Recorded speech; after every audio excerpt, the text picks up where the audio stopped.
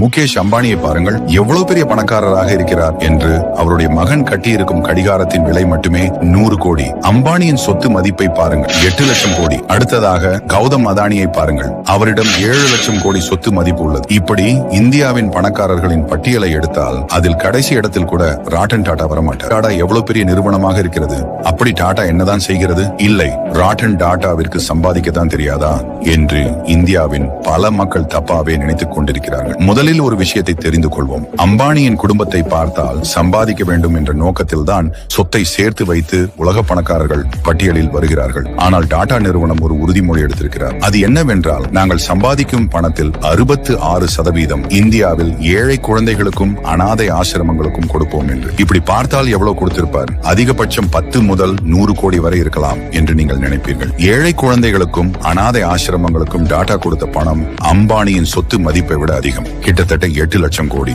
இப்படிப்பட்ட மாமனிதரை பற்றி நீங்கள் என்ன நினைக்கிறீர்கள் என்பதை கமெண்டில் கூறுங்கள்.